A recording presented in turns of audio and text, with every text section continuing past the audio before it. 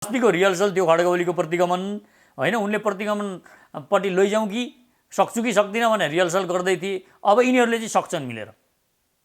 यो कुरा अब चाहिँ साँच्चीको प्रतिगमन चाहिँ अब देखिन्छ। दलले 2/3 बहुमत हुँदाखेरि आफ्नै सरकारले सफल गर्न सकेनन्। त्यो मान्छेले प्रचण्ड र देउबाबाट यो देशमा केही सफल हुन्छ होला, माधव नेपाल। यी असफल भइसकेका, बारम्बार हामीले यिनीहरूलाई जाँचिसकेका यी मानिसहरू, यी असफल तत्त्वहरू हुन्। यो देशका सबैभन्दा असफल मानिसहरू हुन्। त्यसकारण यिनीहरूबाट अब तपाईँ आशा गर्नुहुन्छ? यिनीहरूबाट एक सिनको आशा यो देशका मानिसहरूले 4 पटक प्रधानमन्त्री भइसकेको देउबा 5औं पटक अहिले हुँदैछन्। प्रधानमन्त्री बारम्बार भइसकेका यिनका छोरे बुहारी, यिनका नाता गोता यिनै हुन्। अब वरिपरि हुने मन्त्री हुने तिनै हुन्। त्यसकारण केही नयाँ कुरा हुन्छ भनेर 100 दिन कुर्नु पनि पर्दैन क्या यिनीहरूको केही हेर्नलाई। अहिले नै भनिदिए हुन्छ क्या नेपालका जनताहरूले।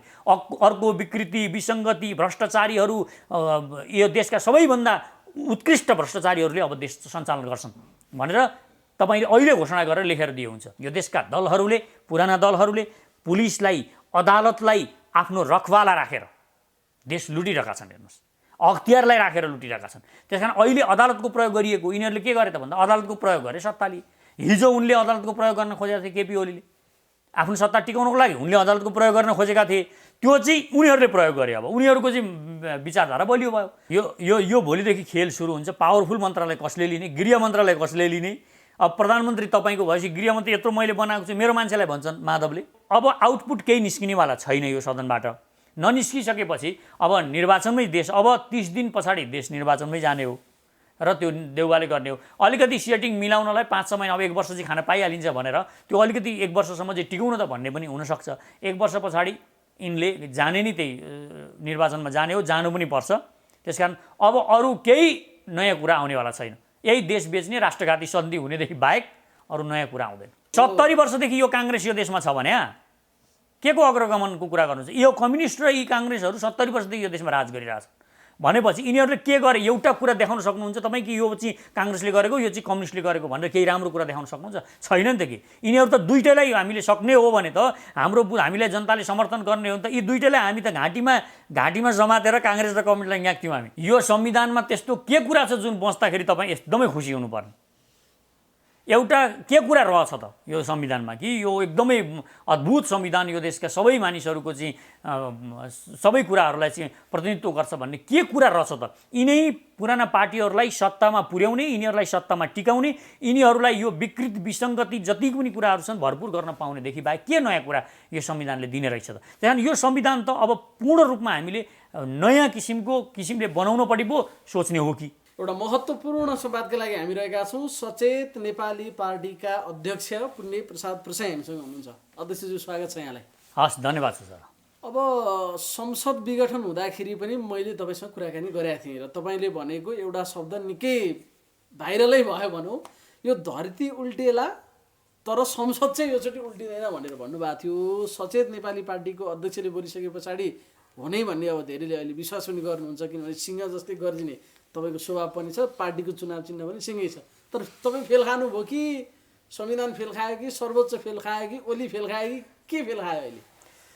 अब हेर्नुहोस्, मैले त बारम्बार भन्ने गरेको छु यो सबै सेटिङको खेल हो भनेर। त्यहाँ त्यो पनि जोडिएको थियो। कुनै पनि बेला केही पनि परिवर्तन हुनसक्छ यो देशमा, किनभने स्वाभाविक रूपमा निर्णय गर्दैनन् यहाँकाले भनेर मैले भनेको थिएँ। र अहिले संसद पुनर्स्थापित भयो भनेर खुसी हुनुपर्ने कुनै पनि जरुरी छैन। एउटा सुँगुरको खोर जस्ताको तस्तै फेरि स्थापित भएको छ। त्यो सुँगुरको खोरबाट कुनै नयाँ कुराहरू आउँदैनन्। हामीले अहिले यो संसारमा right to reject, right to रिकलका कुराहरू जुन आइराखेको छ, यो अवस्थामा हामी यी गद्दारहरू जसले देशमा यति घात प्रतिघातहरू गरेका छन्, जसले एउटा बहुमत पाएर पनि सरकार चलाउन सकेनन् र तिनीहरूलाई फेरि हामी स्थापित गरिरहेका छौँ। नयाँ शक्तिलाई, नयाँ विचारधारालाई आउन रोकिएको छ। यो एउटा भयानक खेल अन्तर्गत भइरहेको छ र यी पुरानै मानिसहरू, पुरानै पार्टीहरूलाई स्थापित गराउनको लागि यो सबै कुराहरू भइरहेका छन्। तर धरती नउल्टे पनि संसद त उल्टियो। अब यसका इम्प्याक्टहरू के पर्छन्? यो फैसला कसरी आयो? अब हुन त फैसला आइसके पछाडि त्यसलाई स्वीकार गर्ने, कार्यान्वयन गर्ने बाटो एउटा रहला। तपाईँ अब नस्वीकार गर्नु पनि पोजिसनमा हुनुहुन्छ, नकार्यान्वयन गर्न पनि पोजिसनमा हुनुहुन्छ। तर यस उप विभिन्न खालका टिका टिप्पणी छन्। हुन त संसद विघटन हुँदा पनि पक्ष विपक्षमा मत त बाँडिहाल्छ। पुनर्स्थापना हुँदै गर्दाखेरि पनि फेरि यसले विभिन्न खालका आशंकाहरू जन्माइरहेछ। तपाईँको पार्टीले र तपाईँले कसरी हेर्नु भएको छ त्यसलाई?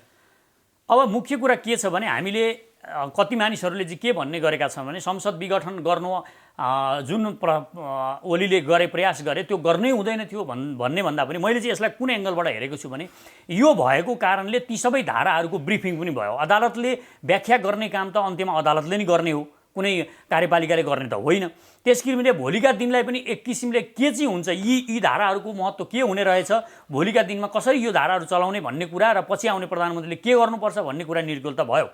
तर अदालतले सिधै प्रधानमन्त्री फलानुलाई प्रधानमन्त्री बना, यो नियुक्ति गर भनेर तोक्नु हुन्थ्यो कि हुँदैन थियो? त्यो संसदको अधिकार खोसियो कि खोसिएन? यो कुरा विचार गर्न अहिले फुर्किनेहरूले पनि विचार गर्न जरुरी छ। यदि संसदलाई सर्वोच्च निकाय मान्ने हो भने तपाईले संसदलाई नि यो अधिकार छोड्नु पर्थ्यो कि संसदले नि प्रधानमन्त्री बनाउँछ बनाउँदैन, कसलाई प्रधानमन्त्री बनाउँछ भन्ने फेरि पनि पुनः चुनाव गरेर निर्वाचन गरेर त्यहाँभित्रबाट त्यसलाई नि छोड्नु पर्थ्यो। त्यो अधिकार खोसिएको छ, संसदको अधिकार खोसिएको। अदालतले कसरी प्रधानमन्त्री नियुक्ति गरेर राष्ट्रपति तपाईले नै नियुक्ति गर्नुस् भनेर भनेको छ नि त। मुख्य कुरा के हो भने गरेको दाबी चाहिँ ठिक छ, त्यो दाबी अनुसार उहाँलाई नियुक्त गरिदिनु 28 घण्टाभित्र भनेर भनेको छ। सर्वोच्चले त्यो भनेको त आदेशै हो नि, परमादेश जारी गर्नु भनेको के हो? पहिलो कुरा तपाईले अदालतले तपाईँ के बुझ्नुपर्छ, हामीले बुझ्न जरुरी छ भने शेरबहादुर देउवालाई गरेको दाबी ठिक छ, यो दाबी चाहिँ सबै कुरा मिलेको छ, अब यिनलाई 28 घण्टाभित्रमा बनाउनु भनेको के हो त? आदेश दिएको होइन त राष्ट्रपतिलाई? भनेको प्रधानमन्त्री सर्वोच्च अदालतले नियुक्त गर्यो भन्ने गरेकै हो, गरेर तपाईँको लालमोहर लाउनलाई मात्रै त्यहाँ उनकामा जाऊ भने हो नि त। यो त सिधै उनले शपथ खुवाउने काम गर, अब तिमी 28 घण्टाभित्रमा राष्ट्रपति तिमीले शपथ खुवाउनुपर्छ भनेको। नियुक्ति चाहिँ मैले गरेँ, शपथ मैले खुवाउन मिलेन, शपथ चाहिँ तिमीले गराऊ भनेर भनेको सर्वोच्च अदालतले यो भनिएको। त्यसकारण यो चाहिँ कति ठिक छ, भोलि यसले के असर गर्छ भन्ने कुरा पनि अहिले फुर्किनेहरूले, अहिले खुसी हुनेहरूले र दुःख मनाउ गर्नेहरूले पनि गर्नुपर्छ। र एउटा कुरा जुन घिडघिडो राखिरहेका थिए, ओलीले पनि एकदमै सत्ता लिप्सा देखिएको थियो, त्यो एउटा तोडिएको छ र उनले पनि अब यो सत्ताको खेलबाट बाहिर निस्किएर जनताहरूलाई सुसूचित गराउनलाई लाग्नुपर्छ। र हामी नेपालका नागरिकहरूले यो 30 दिने प्रधानमन्त्री फेरि पाउनेवाला छौँ, पाएका छौँ। अब 15 घण्टा पछाडि हामीले 30 दिने प्रधानमन्त्री पाउँछौँ र 30 दिन पछाडि के हुन्छ त्यो त फेरि बोलेको छैन अदालतले। 30 दिन पछाडि चाहिँ के हुन्छ त? जस्तो 30 दिन पछाडि यिनले विश्वासको मत पाएनन्, 30 दिनभित्रमा यिनले विश्वासको मत पाएनन् भने के हुन्छ? त्यसमा त अदालत बोलेन। अब यिनले फेरि 30 दिन पछाडि नै 30 दिन लगत्तै यिनी संसद विघटन गर्न जान्छन् भने यो निर्णय, यो फैसला कति उचित हुन्छ?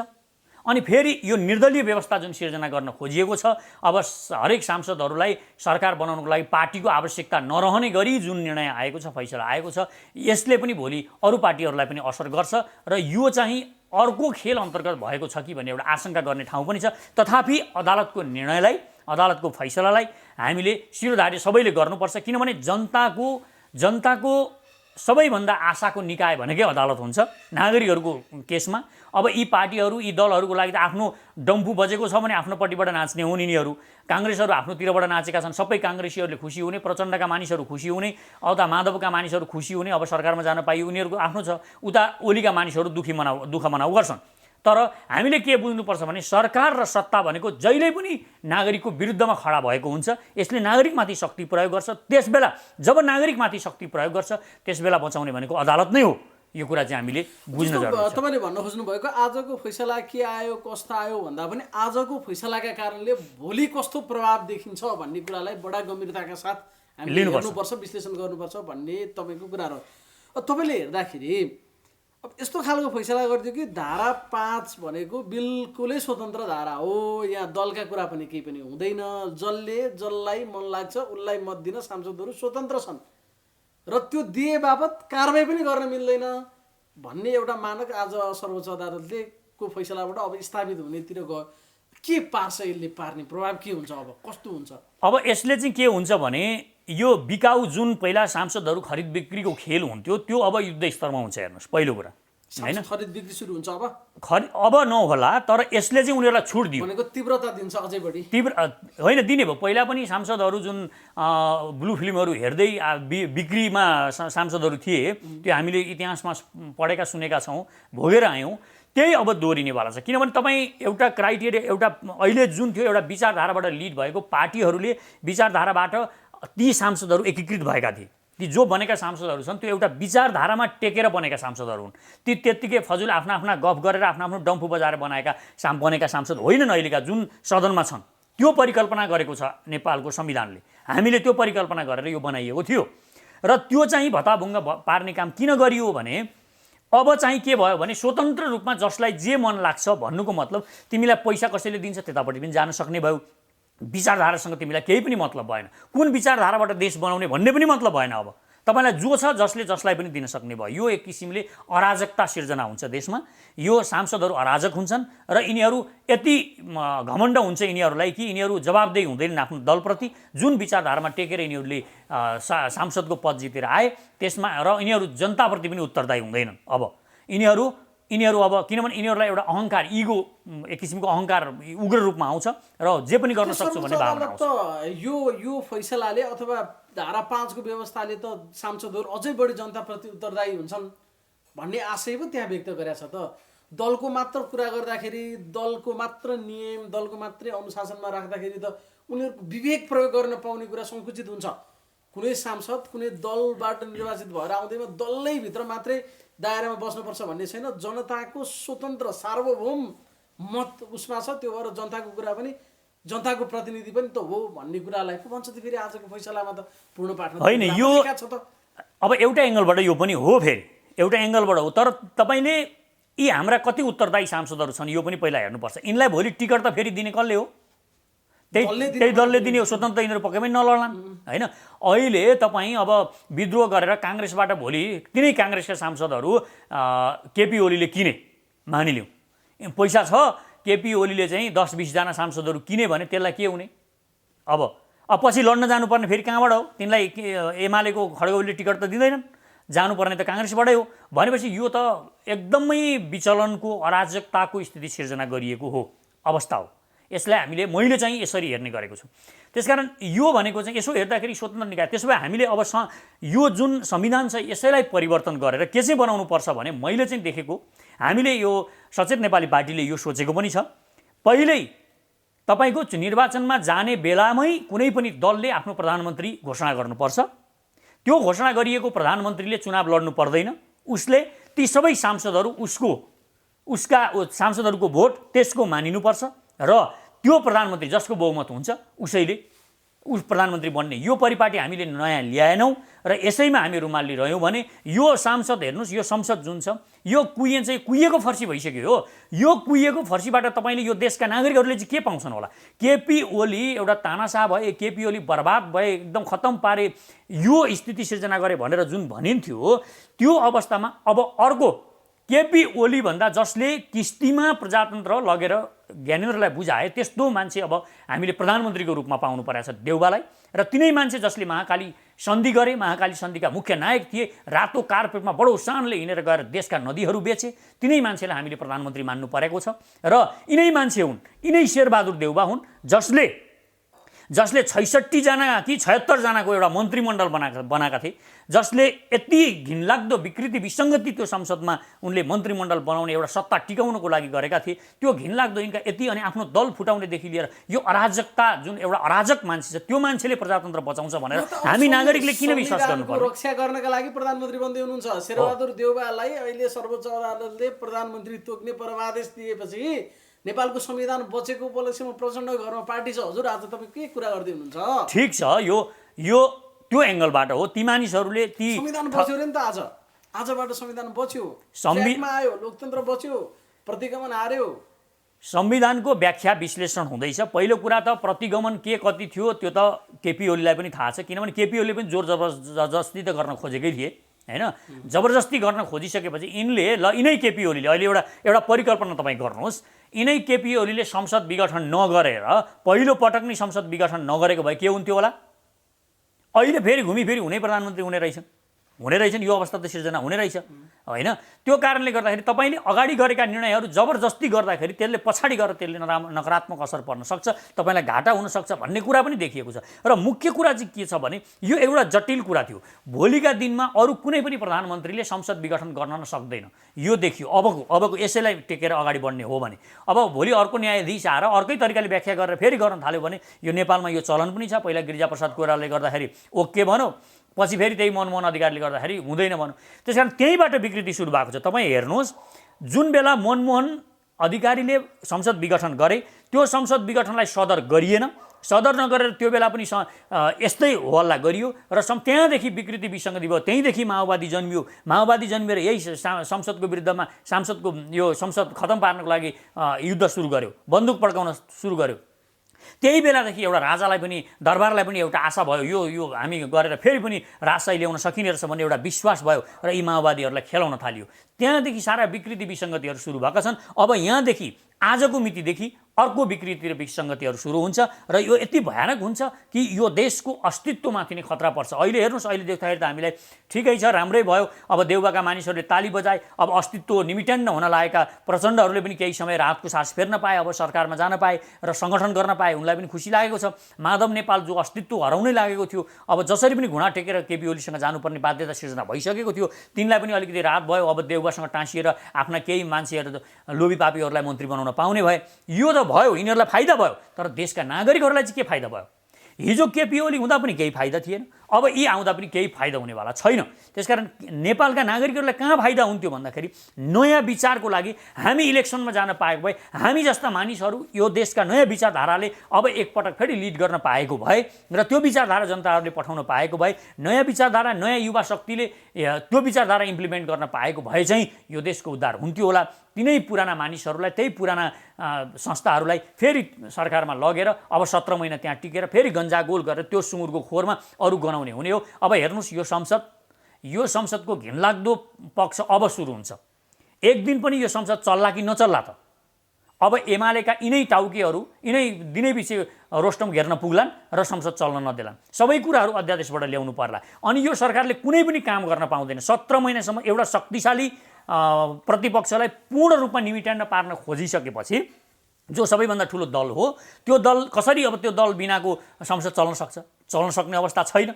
त्यसकारण यो बडो खतरनाक हुन्छ। यो भनेको चाहिँ के हो भने केवल अब चुनाव गरौँ त, मेरो नेतृत्वमा निर्वाचन गरौँ, यो केपी ओलीले चाहिँ धाँधली गर्थे र सखाप पार्छ, त्यसकारण मैले नेतृत्वमा चुनाव गर्न पाउनुपर्छ भनेर यो जबरजस्ती आफ्नो नेतृत्वमा चुनाव गराउनको लागि गरिएको हुनसक्छ।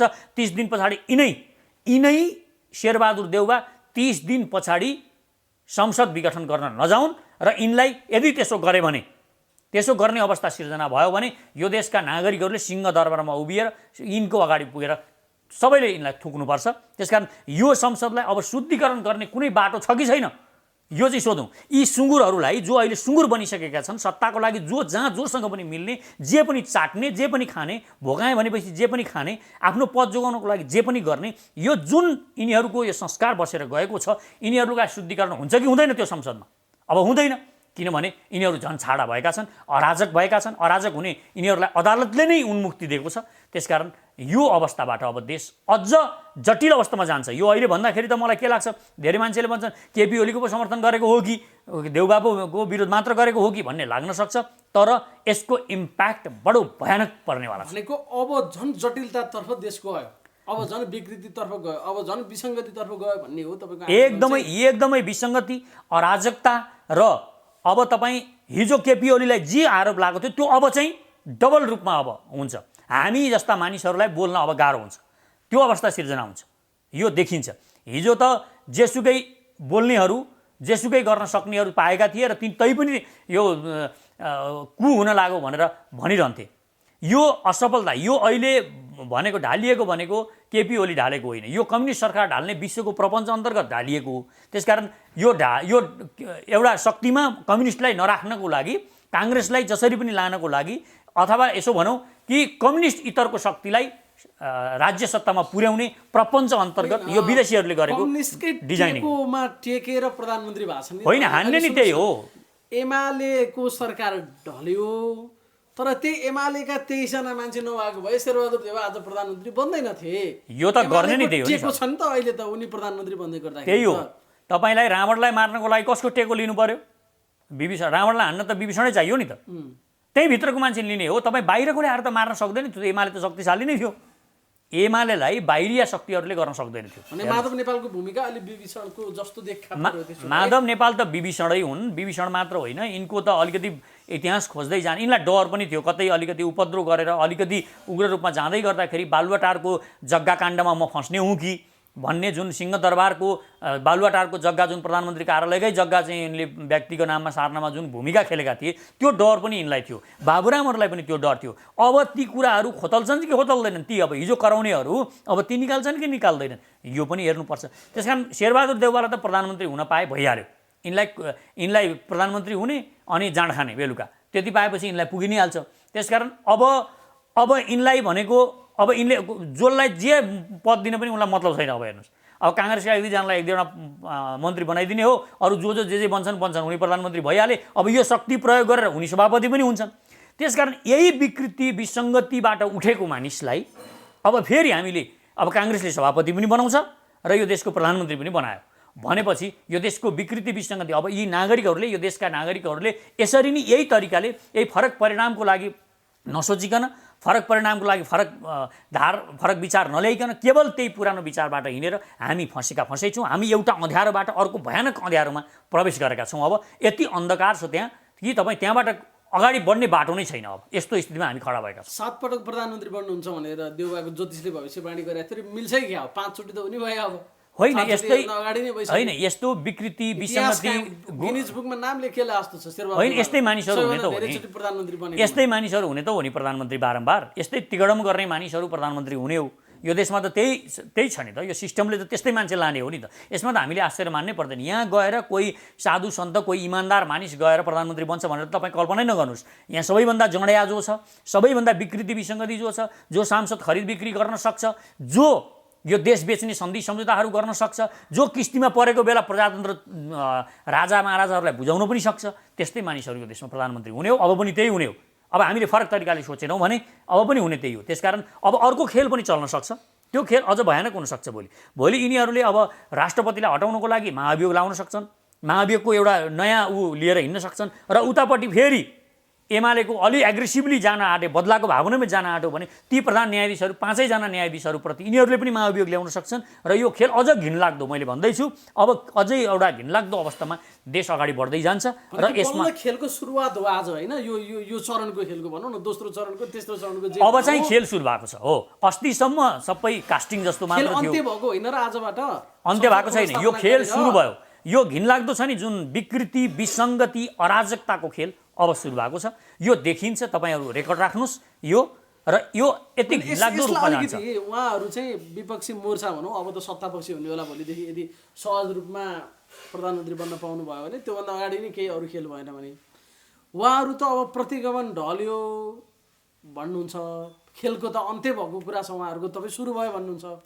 खेलको अन्त्य भएकै छैन, हेर्नुहोस्, सुरु हो आज, यो सुरुवात हो। र अब जुन एउटा ठुलो शक्ति छ, तपाईँ सरकार कसरी चल्छ होला एकचोटि विचार गर्नुहोस् न। अब परिकल्पना गर्नुहोस् न, सदन कसरी चल्छ त?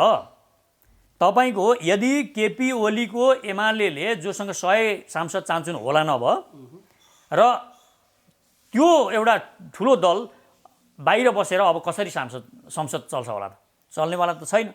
यिनीहरू त संसद चल्न दिनेवाला पनि छैनन्, त्यहाँबाट केही बिल पास हुनेवाला पनि छैन। यो अवस्था देखिन्छ। र फेरि बिल के ल्याउने हो र?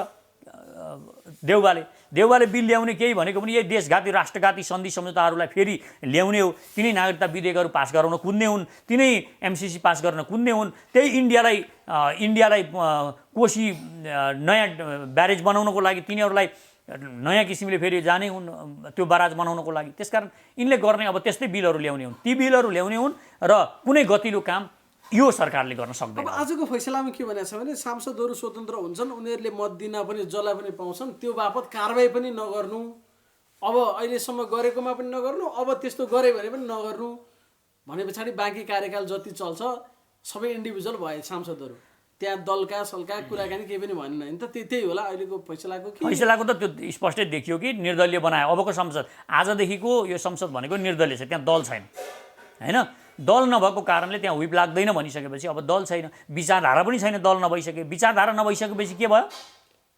त्यो त मुडो भयो, पेन्डुलम भयो, त्यो वामदेव भयो, त्यो जहाँ पनि जान्छ, होइन? त्यो कारणले गर्दाखेरि अब हुइप लाग्दैन, हुइप नलाग्ने भनेको दल छैन। तपाईँले एउटा राम्रो यसलाई चाहिँ उड्नुभयो मालामा, दल नभनेको, दल नहुनु भनेको विचार नहुनु हो, विचार नहुनु भनेपछि मुडो मुडो हो। अर्थात् पेन्डुलम हो। त्यसको कामै छैन। त्यस्तो संसद बन्यो त्यसो भए त्यो अबका सांसद सबै त्यस्ता हुन्। सबै पेन्डुलमहरू ती जहाँ पनि जान सक्छन्, आफ्नो स्वार्थको लागि जोसँग पनि सम्झौता गर्न सक्छन्। अब तपाईँ देउवाले मन्त्री दिएनन् भने ओलीले मन्त्री दिन्छु भने त्यता जान पनि सक्छ। तर क्रिटिकल पोइन्ट कहाँ आउँछ भने जब यो संसद अब यो ढिलो चाँडो 1 महिना 1.5 महिनामा अविश्वासको प्रस्ताव त लिएर जान्छन् होला ओलीले, पक्कै पनि जान्छन्। 1 वर्ष अविश्वासको प्रस्ताव राख्न पाइँदैन तपाईँको कानुन 1 वर्षसम्म अब अविश्वासको प्रस्ताव ल्याउन पाइएन। त्यो कानुन ठिक छ, तर 30 दिनभित्रमा त विश्वासको मत लिनु पर्यो। 30 दिनभित्रमा पुरा नभइसकेपछि चाहिँ के हुन्छ त? मुख्य कुरा यो आउँछ, उनी संसद विघटन गर्न हैसियत राख्छन् कि राख्दैनन् त? त्यो कुरा खुल्यो कि खुलेन आज? अनि त्यो संसद विघटन गर्न जाँदाखेरि राष्ट्रपतिले संसद विघटन गर्छिन् कि गर्दिनन् त? गरिनन् भने के हुन्छ? फेरि अदालत। अनि नगरेर उनलाई हटाएर अर्को प्रधानमन्त्रीको घोषणा गराउनको लागि उनले फेरि अर्को जनाधारको लागि 76(2) धारा 2 को फेरि मिश्रित किसिमको अब बनाउनु सबै दलहरू मिलेर भनिन् भने के हुन्छ? आउने कुरै छैन। 5 मा गए पछाडि त 2 मा फर्किन मिल्दैन। अन्तिम धारै 5 हो। 5 दिन नसकेदेखि 7 हो। 7 भनेको संसद विघटन हो। अब त 2 मा फर्किने चान्स त छैन। चान्स छैन। अब के हुन्छ त्यसो भए? भनेपछि चुनाव गराउने कुरा त उही नै छ, त्यति नै हो नि। गराउने कसको नेतृत्वमा चुनाव गर्ने भन्ने विषयमै जाने त्यति सबै कुरा त्यति छ। अब एउटा कुरा, नेकपा एमाले भन्ने पार्टी अब बन्ने सरकार बनिसके पछाडि सत्ता पक्ष हो कि प्रतिपक्षी पार्टी हो? को चाहिँ? नेकपा एमाले। नेकपा एमाले त प्रतिपक्ष भइहाल्यो नि सर। कसरी प्रतिपक्ष भयो? माधव कुमार नेपालहरू एमालेमा छन्, भीम रावलहरू एमालेमा छन्। कुरा मिलिसक्यो उहाँहरूको 10 विधि। पहिलो कुरा यस्तो हुन्छ, उहाँहरूलाई नै टेकेर सरकार बन्ने अनि उहाँहरू प्रतिपक्षी बन्ने भन्ने कुरा त नमिल्ला फेरि। होइन, मुख्य कुरा के हुन्छ भने पार्टी भनेको माधव नेपाल हो र भने माधव नेपाल हो नि त पार्टी। कुन पार्टी त त्यसो भए? अब माधव कुनै पार्टी नै होइन। तपाईँ स्वतन्त्र बनाइदिइसक्यो त सांसद, अब कुरै भएन, प्रतिपक्षै नहुने भइसक्यो यहाँ। प्रतिपक्ष नहुने भयो त्यसो भए यो अबको संसदमा प्रतिपक्षविहीन संसद। आजको निर्णय अनुसार हो भने प्रतिपक्ष पनि छैन, सत्ता पक्ष छ, बस त्यति हो। त्यहाँ प्रतिपक्षको भोलि त्यहाँ बेन्च अगाडि रोनै नराखे पनि कुनै जो जहाँ बसे पनि हुने अवस्था पनि सिर्जना हुनसक्छ। त्यो अवस्था पनि सिर्जना हुनसक्छ। त्यसकारण यो भनेको अब केपी ओलीले पछाडिपट्टि गएर बस्नुपर्ने पनि हुनसक्छ। त्यो भनेको के हो? त्यो सदन त चलेन भनेपछि यो अराजकता सिर्जना गरिएको हो जबरजस्ती। र एउटा कुरा चाहिँ के हो भने निर्णय गरिरहँदाखेरि अदालतको फैसलाको विषयमा बोलिरहँदाखेरि अदालतले सबै कुराहरूको व्याख्या गरिदिएको चाहिँ छ। सबै कुराहरूको व्याख्या गरिदिएको छ र यो अन्तिम यति लामो गरेछ 167 पृष्ठ पुरै पढ्न सकिएन। 2 घण्टा पढियो, अझै बाँकी छ। 2 घण्टामा पनि पढि सकिँदैन। मुख्य कुरा जुन आदेश दियो, सदनको सर्वोपरि सर्वोच्चता खोसियो कि खोसिएन भन्ने मात्रै मेरो कुरा हो। मैले पोइन्ट गर्न खोजेको कुरा चाहिँ के हो भने अहिले सर्वोच्च निकाय भनेको यो देशमा कुन हो? के हो? संसद हो। संसदले के गर्छ? सरकार पनि बनाउँछ, प्रधानमन्त्री पनि बनाउँछ, सबै कुरा संसदले बनाउँछ। त्यो सर्वोच्च निकाय हो भने जसले कानुन बनाउँछ। त्यो संसदको सर्वोच्चता खोस्यो कि खोसेन नि त चोलेन्द्र शमशेरले, यो अदालतले। पहिला यो पोइन्टलाई तपाईँ हाइलाइट गर्नुहोस्। खोसियो त आज संसदको सर्वोच्च हो। आजदेखि संसद सर्वोच्च भएन, आजदेखि अदालत सर्वोच्च छ। अदालतले कुनै पनि बेला प्रधानमन्त्री बनाउने आदेश दिन, फैसला परमादेश दिन जारी गर्न सक्ने अवस्था सिर्जना गरिएको छ। अब आज कस्तो दिन आयो भने जसले हिजो टाउकाको मूल्य तोकेको थियो, एउटा झोलामा 50 लाख, एउटा झोलामा टाउको लिएर आउनलाई त्यही झोलामा 50 लाख हालेर पठाइदिन्छु भन्ने शेरबहादुर देउवा भन्ने हिजो प्रचण्डको टाउको काटेर आउँदाखेरि आज एकदम शेरबहादुर देउवा प्रचण्डको लागि अग्रगामी भएको छैन। अग्रगमन चाहिँ शेरबहादुर देउवा, प्रतिगमन चाहिँ केपी ओली। यो कस्तो खालको राजनीति परिभाषा हो? कस्तो राजनीति हो? कसरी यो ठाउँसम्म आइपुग्यो? यो उद्वेग लाग्दो छैन? होइन, एउटा कुरा मैले बारम्बार भन्ने गरेको छु, दुईटा अति सधैँ जोडिन्छन् क्या। दुईटा अति अन्तत जोडिने नि दुईटा अतिवादीहरू छन् नि, ती गएर अन्तत घुमेर जोडिन्छन्। जो अति राजावादी छ अन्तिममा त्यो कम्युनिस्ट हुनसक्छ, जो अति कम्युनिस्ट उग्र कम्युनिस्ट छ त्यो राजावादी हुन्छ। हेर्नुहोस् तपाईँ, हेर्नुहोस् अहिलेका मानिसको यो हेर्नुहोस्। र जसले जसको टाउको काट्छ भने त्यो प्रतिको आकर्षण छ क्या उसलाई। जस्तो प्रचण्डको शेरबहादुर देउवा र शेरबहादुर देउवाको आकर्षण भनेको त्यही बेलादेखि थियो। यो अहिले आएर जोडिएको छ। र अहिलेको गठबन्धनलाई चाहिँ मैले के हेरेको छु भने मुख्य कुरा, अब गल्ती काम धेरै नै जुन ठिक ढङ्गले निर्णय गर्नुपर्थ्यो यिनका केपी ओलीका मान्छे पनि यति भ्रष्ट भइसकेका थिए। यिनले अब आरएनसी पनि बेच्नेदेखि लिएर सारा भ्रष्टाचारका काण्डहरू मचाउन सुरु गरिसकेका थिए। र मुख्य कुरा चाहिँ के भने अहिलेको गठबन्धन जुन अब सत्ताधारी गठबन्धन भनौँ अब आजदेखि, यो गठबन्धनमा कस्ता मान्छे छन् भन्ने कुरा चाहिँ मलाई अचम्म लाग्छ। म यो टाउको चाहिँ म हेर्न खोज्दैछु क्या। पहिलो कुरा तपाईँ बाबुराम भट्टराईलाई हेर्नुहोस्, जो यो देशलाई इन्डियासँग मर्ज गर्नुपर्छ भनेर उनकी स्वास्नीलाई भन्न लाउँथे, होइन, गरिदिए पनि हुन्छ भनेर भन्न लाउँथे। त्यस्तो मानिस एक, जो इन्डियाको लागि सधैँ लोयल छन्, इन्डियाको लागि सधैँ इन्डियाको प्यारो र इन्डियाको लागि जेसुकै यो एयरपोर्टमा सेना राखे पनि जहाँसुकै राखे पनि भन्ने मान्छे एक। दोस्रो, इन्डियाले मदन भण्डारीलाई जब रले मार्यो र एउटा म्यानेजर खडा गर्यो जसको नाम थियो माधव नेपाल, र त्यो माधव नेपाललाई शक्तिमा पुर्याउनको लागि जो मदन भण्डारीको हत्या गरिएको थियो, त्यस्तो मानिस दोस्रो।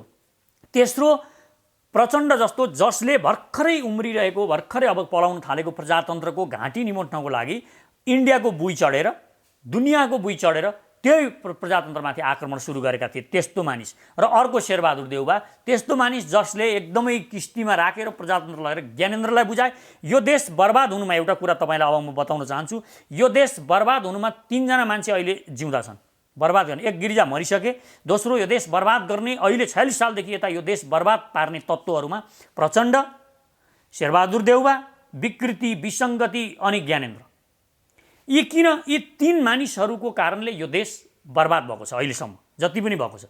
किनभने तपाईँ हेर्नुहोस्, भर्खर प्रजातन्त्र आइरहेको थियो, प्रजातन्त्रका अभ्यास हुँदै थियो, त्यो बेला प्रचण्डले पुरै प्रजातन्त्रको निमिटान्न पार्न खोजे र तिनलाई उग्र रूपमा दबाउने जति विकृति विसङ्गतिहरू सत्ताको लागि गर्नुपर्छ त्यो सबै गिरिजाले गरेर उनले त्यसलाई यति यो संसदीय व्यवस्थालाई नि एउटा घृणित खेल अखडा बनाइदिए, त्यो अवस्था सिर्जना गरे।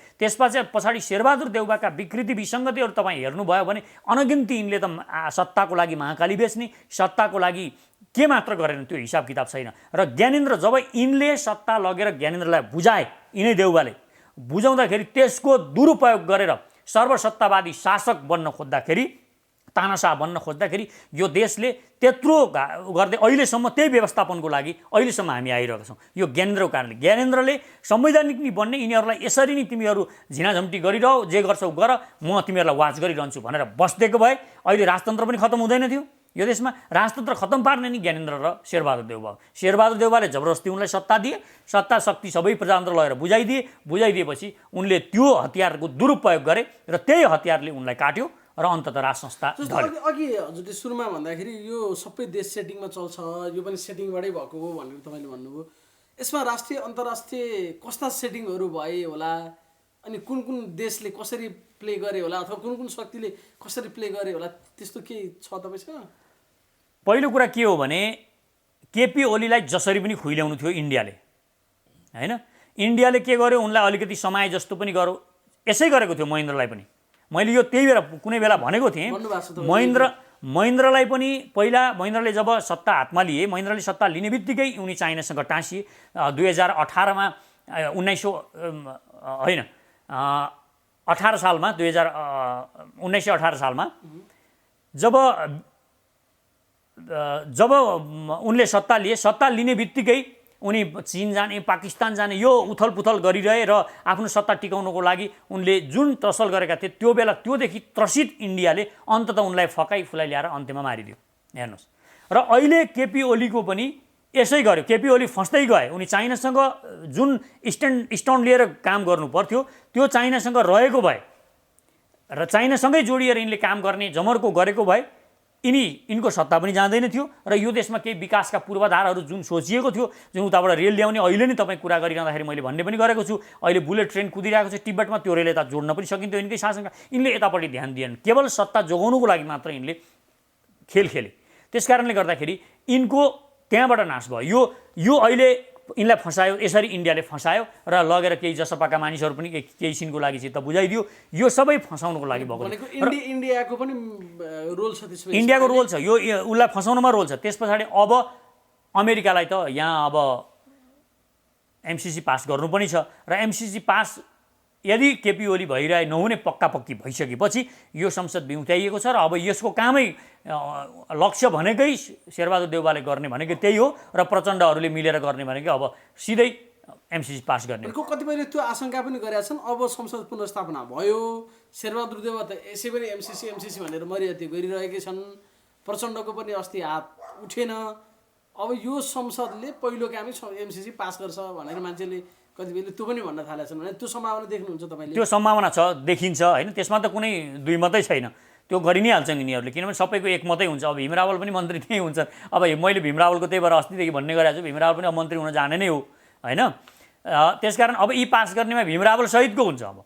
अब तपाईँ हेर्दै जानुहोस्। त्यसकारण खेल यिनीहरू जो उग्र रूपमा अतिवादको कुरा गरिरहेको हुन्छ त्यो अन्त त्यहीँ त्यसको आकर्षणले बोलिरहेको हुन्छ, सत्ताको मोहले बोलिरहेको हुन्छ। त्यसकारण यिनीहरू यो सत्ताको लालसा शेरबहादुर देउवाको मन्त्री खान जान्छन् र भने यता केपी ओलीले अर्को ललिपप देखाइसकेका छन्।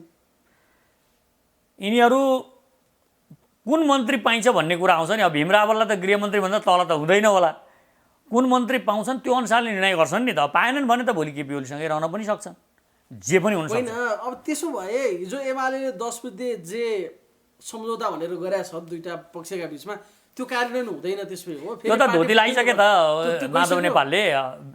अनि अहिले तपाईँ र म कुरा गर्दाखेरि बैठक पनि सिद्धिएको छैन यही गठबन्धनको, माधव नेपालको घरमा विपक्षी गठबन्धनको बैठक बस्यो आज। त्यो भनेको के हो? सरकार बनाउने त्यो भनेको के हो? देउवाको नेतृत्वमा सरकार बनाउने, भोलि नै शान्तिनो मन्त्रीमण्डल बनाइहाल्ने यो निर्णय गरेको छ विपक्षी गठबन्धनले। त्यो भनेको के हो? त्यो भनेको धोती लगाएको त हो नि। त्यो हिजोको 10 बुद्धेलाई धोती लगाइसके। अब त्यसकारण अब हामीले के हो भने हामीले हेर्ने चाहिँ के हो भने हामीले हेर्ने भनेको अब आउटपुट केही निस्किनेवाला छैन यो सदनबाट। ननिस्किसकेपछि अब निर्वाचनमै देश, अब 30 दिन पछाडि देश निर्वाचनमै जाने हो र त्यो देउवाले गर्ने हो। अलिकति सेटिङ मिलाउनलाई 5-6 महिना, अब 1 वर्ष चाहिँ खान पाइहालिन्छ भनेर त्यो अलिकति 1 वर्षसम्म चाहिँ टिकाउन त भन्ने पनि हुनसक्छ। 1 वर्ष पछाडि यिनले जाने नै त्यही निर्वाचनमा जाने हो, जानु पनि पर्छ। त्यसकारण अब अरू केही नयाँ कुरा आउनेवाला छैन। यही देश बेच्ने राष्ट्रघाती सन्धि हुनेदेखि बाहेक अरू नयाँ कुरा आउँदैन। अग्रगमनकारी शक्तिले गर्ने चाहिँ त्यस्तै हो त। त्यसमै अग्रगमनकारी शक्ति नै होइनन् नि यिनीहरू। 70 वर्षदेखि यो काङ्ग्रेस यो देशमा छ भने के को अग्रगमनको कुरा गर्नुहुन्छ? यो कम्युनिस्ट र यी काङ्ग्रेसहरू 70 वर्षदेखि यो देशमा राज गरिरहेछन् भनेपछि यिनीहरूले के गरे एउटा कुरा देखाउन सक्नुहुन्छ तपाईँ कि यो चाहिँ काङ्ग्रेसले गरेको, यो चाहिँ कम्युनिस्टले गरेको भनेर केही राम्रो कुरा देखाउन सक्नुहुन्छ? छैन नि त। कि यिनीहरू त दुईटैलाई हामीले सक्ने हो भने त हामीलाई जनताले समर्थन गर्ने हो नि त। यी दुईटैलाई हामी त घाँटीमा समातेर काङ्ग्रेस र कम्युनिस्टलाई न्याक्थ्यौँ हामी। जनताले न्याक्ने त्यो चाहन्छ जनता त। काङ्ग्रेस र कम्युनिस्ट दुईटैलाई घाँटी थिचेर यिनीहरूलाई सधैँ यो पटाक्षेप गराइदिन चाहन्छ यो राजनीतिबाटै। तर त्यो एकीकृत शक्ति जोड्न सकिँदैन, जोड्न सकेका छैनौँ हामीले। यिनीहरूसँगै पैसा छ, यिनीहरूसँग सबै कुरा छ, विचारधारा पनि फेरि केही चाहिँदैन, यिनीहरूकै मिडिया छन्, सबै यिनीहरूकै कुरा आउँछन्। त्यसकारण अब यिनीहरू सत्तामा अब 1 वर्ष यिनीहरूलाई हल्लाउन कसैले नसक्ने भयो। यिनीहरू नै घुमिफिरी खाने हो। हिजो एउटा किसिमको भ्रष्टाचार गर्ने त्यो सिफ्टिङ भएको छ। भ्रष्टाचारको सिफ्ट अब डाडु पनि अर्कोको हातमा गएको छ। भनेको जनताको तहबाट ल एकदम संविधान बच्यो रे, साह्रै राम्रो भयो, लोकतन्त्र बच्यो भनेर अब प्रतिगमन ढल्यो भनेर खुसी हुनुपर्ने कुरा छैन। यो संविधानमा त्यस्तो के कुरा छ जुन बस्दाखेरि तपाईँ एकदमै खुसी हुनुपर्ने? एउटा के कुरा रहेछ त यो संविधानमा कि यो एकदमै अद्भुत संविधान यो देशका सबै मानिसहरूको चाहिँ सबै कुराहरूलाई चाहिँ प्रतिनिधित्व गर्छ भन्ने के कुरा रहेछ त? यिनै पुराना पार्टीहरूलाई सत्तामा पुर्याउने, यिनीहरूलाई सत्तामा टिकाउने, यिनीहरूलाई यो विकृत विसङ्गति जति पनि कुराहरू छन् भरपुर गर्न पाउनेदेखि बाहेक के नयाँ कुरा यो संविधानले दिने रहेछ त? त्यहाँदेखि यो संविधान त अब पूर्ण रूपमा हामीले नयाँ किसिमले बनाउनपट्टि पो सोच्ने हो कि यसको संशोधन चाहिँ ठिक ढङ्गले गर्नुपर्ने अवस्था आएको देखिएको छ। यो हामीले यो चाहिँ बुझ्दैछौँ हामी। यो कस्तो संयोग हो कि शेरबहादुर देउवा प्रधानमन्त्री बन्दा प्रचण्ड खुसी छन्, बाबुराम खुसी छन्, माधव नेपाल खुसी छन्, हुँदा चित्रबहादुर केसी समेत खुसी छन्। यो कस्तो संयोग हो?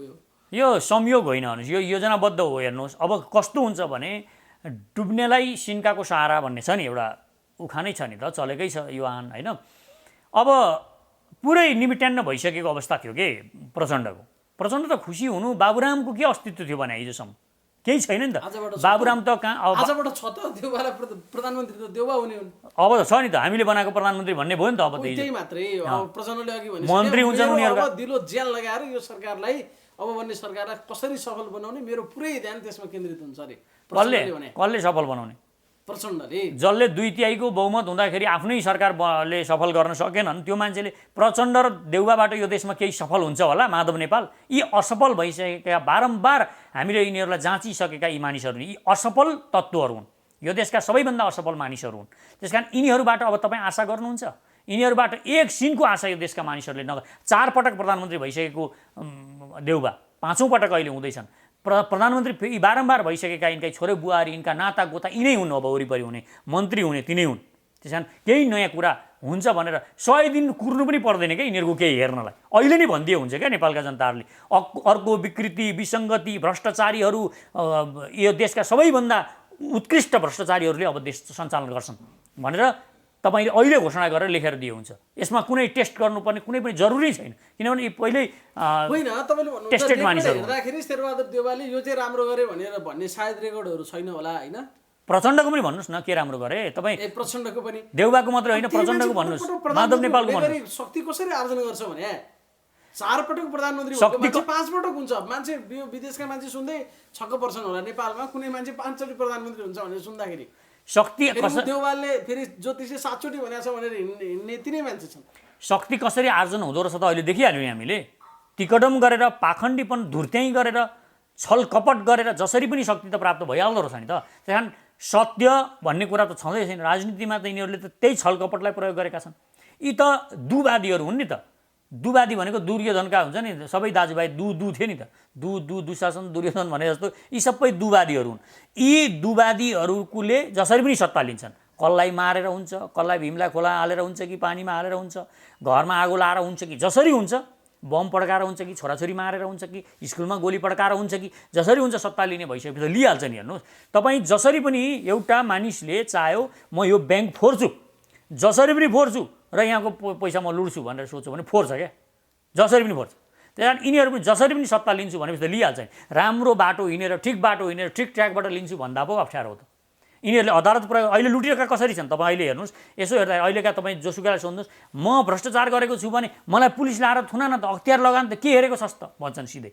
यिनीहरूले अहिले के गरेका छन्? यो देशका दलहरूले, पुराना दलहरूले पुलिसलाई, अदालतलाई आफ्नो रखवाला राखेर देश लुटिरहेका छन्। हेर्नुहोस्, अख्तियारलाई राखेर लुटिरहेका छन्। त्यस कारण अहिले अदालतको प्रयोग गरिएको यिनीहरूले के गरे त भन्दा अदालतको प्रयोग गरे सत्ता लिए। हिजो उनले अदालतको प्रयोग गर्न खोजेका थिए, केपी ओलीले आफ्नो सत्ता टिकाउनको लागि उनले अदालतको प्रयोग गर्न खोजेका थिए। त्यो चाहिँ उनीहरूले प्रयोग गरे। अब उनीहरूको चाहिँ विचारधारा बलियो भयो, उनीहरूले चाहिँ त्यसलाई प्रयोग गर्न सके, सेटिङ उनीहरूले मिलाउन सके। त्यो भएको त हो नि, अदालत प्रयोग भएको कौन सा ठुलो काम भएको? यसलाई तपाईँ अद्भुत मान्नुहुन्छ? अदालत प्रयोग गरेर अहिले कत्रा मुद्दाहरू तपाईँ ज्यान मारेर छुट्न सक्छ त्यही अदालतलाई प्रयोग गरेर। त्यस कारण अदालतको अवहेलना गरेको नभनियोस्, तर अदालतलाई प्रयोग गर्न सकिन्छ यो देशमा। यो कुरा बुझ्न पनि जरुरी छ। अहिले त्यही भयो हो। त्यसो भए अब त्यही भयो भन्दा पनि त्यसैलाई त्यही भयो भनेर मैले भन्न खोजेको होइन, तर मैले भन्न खोजेको के हो भने अदालतलाई प्रयोग गरेर कुनै पनि आकाङ्क्षाहरू पुरा गर्न सक्छन् क्या यहाँका सत्ताधारीहरूले। यो अदालतलाई प्रयोग गर्न सकिन्छ। भ्रष्टाचारीहरू छुट्न सक्छन्, ज्यानमाराहरू पनि छुट्न सक्छन् अदालतबाट, र सत्ता पनि कोही प्रधानमन्त्री पनि हुन सक्छन्, प्रधानमन्त्रीमा टिकिरहन पनि सक्छन्। यसो भनौँ, खेल अब सुरु भयो, कस्ता कस्ता दृश्य देखिन्छ अब हामी हेर्दै जाउँला। राम्रो दृश्य देखिँदैन अहिले नै, तपाईँ लेखेर राख्नुहोस्, रेकर्ड गरेर राख्नुहोस्। राम्रा दृश्यहरू केही देखिनेवाला छैनन्। यो घिनलाग्दो, यो कुरूप, यो संसदीय व्यवस्थाको कुरूपता, चरम उत्कर्षको कुरूप अब देखिन्छ, कुरूपता देखिन्छ। मन्त्रीमण्डलले विस्तार गर्न नसक्ने कि हो कि गण्डकीको जस्तो, त्यो त कुरा छोडौँ। अब यिनीहरूको भोलिदेखि सुरु हुन्छ। अब कतिजना प्रधानमन्त्री पर्छ अब 5-5जना बनाऊ भन्ने हुन्छ यिनीहरूको। हेर्नुहोस्, अब समर्थन गर्नेमा अब को छन् समर्थन? चित्रबहादुर केसीलाई पनि एउटा मन्त्री चाहिन्छ। अब कहाँबाट जाने हो, कताबाट जाने हो, उनलाई पनि चाहिन्छ, समर्थन गरेका छन् होइन। अब विवेकशीलले समर्थन गरेको छ, उसको भयो, उसको पनि चाहिन्छ, त्यहाँ छैन समर्थन गर्नेहरू। यिनीहरू त भनेपछि यी सबैलाई चाहिन्छ। हेर्नुहोस्, यी सबै त्यसको लागि लडिरहेका छन्। त्यस कारणले के बुझ्न जरुरी छ भने भोलिदेखि सुरु हुन्छ यो भोलिदेखि खेल सुरु हुन्छ। पावरफुल मन्त्रालय कसले लिने, गृह मन्त्रालय कसले लिने? अब प्रधानमन्त्री तपाईँको भएपछि गृहमन्त्री यत्रो मैले बनाएको छु मेरो मान्छेलाई भन्छन् माधवले, मैले गर्दा भएको हो नि त यो सबै भन्ने त उनमा आउँछ। अब प्रचण्ड फेरि के बनाउने सबैको भन्ने प्रचण्ड होला। प्रचण्ड अब माधव नेपालसँग मिल्नु छ उनलाई फेरि। अब रामको दाउ छुट्टै होला फेरि, आफ्नो आफ्नो दाउ छ। त्यसकारण हामीले के बुझौँ भने अब घिनलाग्दो परिदृश्यहरू हामी देख्दै जानेछौँ। यो कुरूपता हामी अब अझ बढेको अवस्थामा हामी पाउँछौँ। प्रतिगमन, साँच्चीको प्रतिगमन चाहिँ अस्तिको रिहर्सल त्यो खड्गौलीको प्रतिगमन होइन, उनले प्रतिगमनपट्टि लैजाउँ कि सक्छु कि सक्दिनँ भनेर रिहर्सल गर्दै थिए। अब यिनीहरूले चाहिँ सक्छन् मिलेर। यो कुरा अब चाहिँ साँच्चीको प्रतिगमन चाहिँ अब देखिन्छ। हस्, महत्त्वपूर्ण समयको लागि धेरै धेरै धन्यवाद छ। हवस् त, नमस्कार यहाँहरूलाई। धन्यवाद। समाजको आवाज.com।